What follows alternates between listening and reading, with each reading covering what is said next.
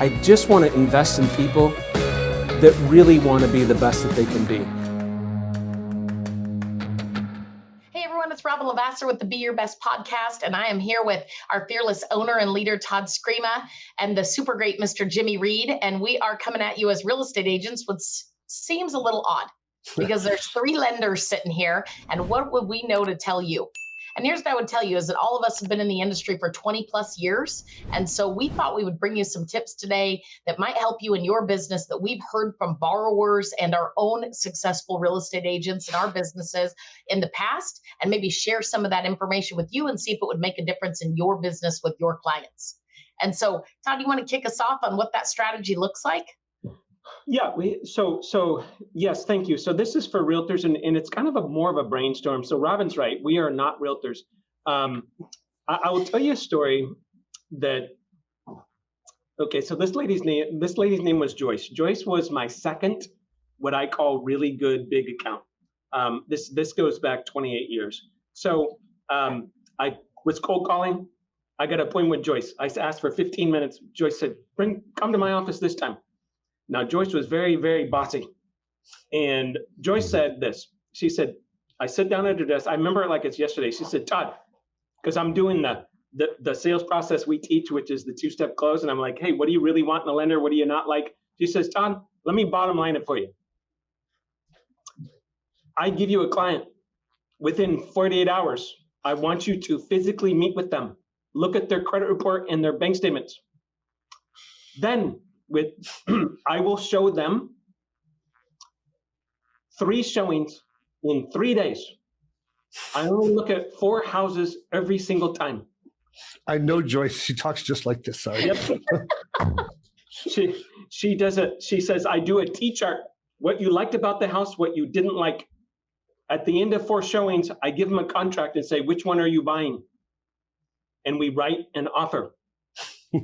Now, if they say no, I say, great. Now you understand my rule. I take you out 3 times total. Today was number 1, tomorrow's number 2, and Monday's number 3. And you are going to buy a house. I swear to God, she talked like this. Well, dude, the power in just that people don't get, that I just got listening to you, is if they don't make an offer after 12 houses, they're not gonna. So she has already decided that I'm going to move on and go get a new client so I can actually sell them a house, versus the realtors sometimes and lenders, we hold on to that one lead for so long that we don't make no dang money. And that's how smart she really is. Wow, that's funny. You know what's interesting there, Todd, though, is that what you just said, you guys, HGTV for a while took over our little market in terms of the way people thought houses were bought. And if you watch Chip and Joanna Gaines on Magnolia, Fixer Upper, one of the things they do is they look at 3 houses, they review the budget and the likes and needs of the client. So on TV, they literally meet with the client first. They take notes, what's important, location for school, bedroom, bathroom count, garage or no garage, backyard and why. And they literally get into it, right? What's a kitchen mean to you? What's this space mean to you? Why is this the most important? They go through all of it. Then they show them 3 houses. And then while the couple on TV is drinking a cup of coffee and eating their Sunday morning pancakes, they call and say, out of the 3, which one did you decide? Now, we all know we're not in that market anymore, right? We're not in that market. And so now everything feels really anxious. But the problem is we're not acting, we're joining the chaos instead of sticking to the process. Ooh. And I think that we can say that for both lenders and realtors amidst the chaos. And that's making things messy and unclear to the client. And super candidly, sometimes comes across as us just trying to get a sale across the board, lenders and realtors, versus taking care of somebody's needs and wants and trying to meet those goals. So I think what you're saying is just gold, Todd, as far as understanding what a client wants. I'll say a couple of other comments, and we can continue to talk about it. But that first week I met her, she sent me 1 client. I walked in Monday morning. That was back in fax machines. There was a accepted offer on the fax machine. And we repeated that process for about 8 years that we did business together. She most of her years, she did 60 to 80 buy sides a year. That's how she did it. And now since then, I've worked with other agents and stuff, and anyone who puts up big numbers like 30 plus buy sides, 25 plus buy sides, the one thing I noticed talking to them, they have a process. They have a process and a filter process. Yes. Like they are okay with saying goodbye to the client. That is the 100%. biggest, most powerful thing. What's the story about that guy? There's a story about a guy in LA. I think I've told this before, but he walks. He's a door knocker, which I know two personally in our area of Sacramento that are amazingly successful. So he's a door knocker, and all he does is knock on doors and try and run into people and ask them, "Are you buying or selling real estate?" And if they are, he closes them on a 4 o'clock appointment. That's the only time he'll meet them is 4 o'clock. And he says, "Be at my office at 4 o'clock." And then he gets 6 people to meet at 4 o'clock, and he's got 6 offices with 6 assistants in them. And they each grab one of the clients and do the presentation. And of those, he gets 2 listings and 1 buyer every time. Process. Repeat. But Part of that process that Joyce used, this is just a tip to realtors that I thought was awesome, and I haven't seen many people do it. She had a really good questionnaire Ooh. that like, what zip code, how many bedrooms, how many bathrooms, pool, yes or no, deal breakers, previous pets in the house, okay, like super detailed, like 50, 80 questions that were check marks. And she used that to do the search. Ooh. And so oftentimes as a lender, I would be meeting with, a potential buyer. They're working with an agent, and how come you haven't found a house yet? What's going on? They're like, they keep sending, this is the most common comment I ever got. Ooh. They keep sending me houses I don't like. Totally. Yeah. That can be solved with the process of called a questionnaire. It's also, setting clear expectations is sales 101 in general, right? And because you really have to, people want to be led at the end of the day. And if we're order takers versus being advice and professional, guides, if you will, through it, if we're just being order takers, could you imagine, Jim, never rafting before and, hiring a guide and then being like, well, here's a paddle, here's the raft, and you pretty much head this way and good luck, This guy did that to me. This guy right here did that to me. Oh, I'm not Todd kidding you. did We it too. went kayaking. I've never been kayaking. They sent me down a class 4 rapid. I'm not kidding. They almost, my whole life was gone. Thank God you're still here, and my that Todd's still here. Funny you You're brought that up. Look at him laughing. See his face all red? He did that to me. Did you see his face when Jimmie came out of the rapid? It's a class 4 rapid. You also took him through a hurricane in an airplane. Jimmie, I'm shocked you're still friends, okay? I'm not sure what's happening. Okay, back to work. Hey, I got something I want to share. Back to work. So we're talking about leading people, right? Leading people through things. Processes. So it's March of 2022.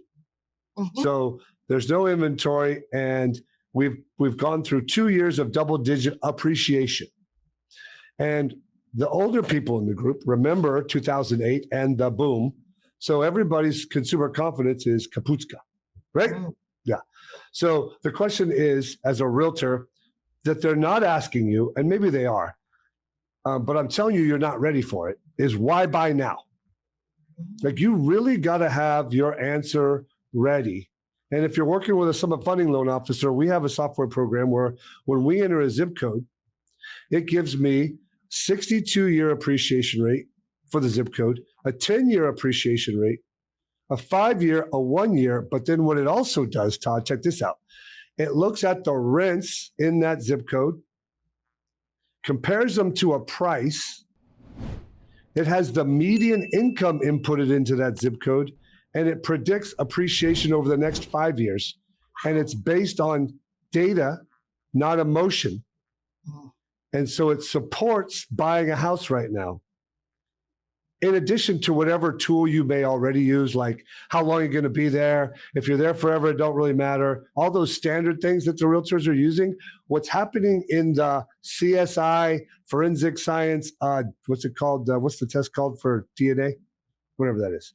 Yeah, the DNA test is that people want to see the why, not hear it. You have to justify the price in writing. You have to justify the why buy now with statistics. So we have that tool. So you got to be ready for that in addition to be able to control the sales process. And people are skipping it. They're just saying, well, buy now, right? Or you got to pay rent somewhere. I mean, you got to really have 2 or 3 reasons as to why buy now. Or they're saying, let me know when you're ready. Yeah. Okay, fine. Let me know when you're ready. I don't want to drive you around anyways.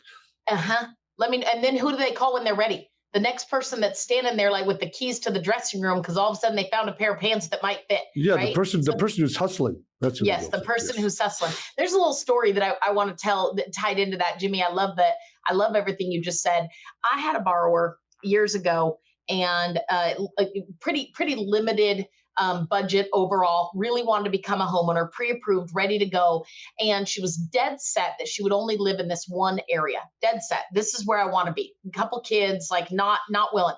There was nothing. There was just nothing coming up that would fit the price range. They two didn't align. Mm-hmm. And all of a sudden, after probably 4 months of checking in and the realtor checking in, that the borrower, all of a sudden, I get a contract essentially, or a request for a pre-approval letter for that borrower from a different agent, of course, in a town 15 miles away from here. And I was like, what's going on? So one, as a lender, I immediately called the borrower and said, what's going on? And she said, well, we were at a Super Bowl party. This is no joke. And we saw a for sale sign next to some friends of ours. And it's in the price range that we qualify for. So we're willing to look at it. And I said, whoa. Deborah's been showing you houses for months on end and nothing's fit. And she didn't know you wanted to look down there. And she said, oh, I didn't even know she sold houses down here. It's 15 minutes people away. Don't know. That's true. So true. Right? So just, it wasn't the borrower's fault necessarily. I said, whoa, please don't write with this agent. No offense to them. Like, Deborah's worked really hard for you. Can we get you back connected with Deborah and have her write the offer on this agent's home, right? Because they already have the sign in the yard. And so we did that. Deborah ended up closing the deal. It taught me a valuable lesson as a lending partner and also Deborah a lesson as a realtor. And that's that when something isn't happening, be willing to pivot. Try be willing something new. to reset and relook at expectations with your clients. When they are beating their head against the wall and not achieving a result, you just got done saying, if you looked at 12 houses and they're not able to get into a house, there's a problem. Next. We got to relook at expectations or commitment level from the client, or maybe a combination of both. But we have to be willing to stick around and dig, if you will. You might lose them anyways. Deborah would have lost that one anyways. How do we regroup and reset expectations, process, and make sure we get to the finish line with all the hard work we've already put in? Yeah, it's good stuff. Guys, we got to wrap this up. Let me just a couple of comments and then Jim will end with you. We're talking about ideas on showing a property more process driven. Mm-hmm. Part of this came up because the market is exhausting the realtors right now, right? Mm-hmm. So make it more of a process. The other thing that I just wanted to touch on, and it is a little self-serving, someone teaches these things for all of our loan officers across the nation. So I think a great lender could literally make a realtor another 30, 40, 50, 80 grand a year. I believe that. I've seen it doing things like Robyn just said. I got a voicemail yesterday from one of our originators about our bridge loan. And he said, dude, I just put together a deal for a realtor that would have never been a deal without our bridge loan. And that realtor is making $27,000 commission. And she wanted me to pass on a thank you. Ooh, so that. I texted him back. I said, send me her name. And I called her this morning, said who I was and said, hey, I heard you wanted to say hi and thank you. I said, it's my honor. You're my client. And I really appreciate it. I'm so glad that deal came together and we're getting paid. Yeah. So that's what a good lender does for you. It's very, very important. Jim, last comment. Well, yeah. So to wrap it up is, hey, listen, we spend a lot of time on a professional presentation to partner with our realtors, and we cover our loan officers. Why buy now with facts? So that when you do it, it's not the first time they heard it. And that is what creates confidence from the buyer side. So they'll go make an offer. So you got to be in unison with your lender. And that's what we work on with our presentations. So guys, thanks for listening to us. We come out with these once a month to say thank you, but to help you with some sales tips, and we appreciate your business. Yes, we do. Thank you, Robyn. Thank you, Jim. Have a great month, guys. Talk to you soon.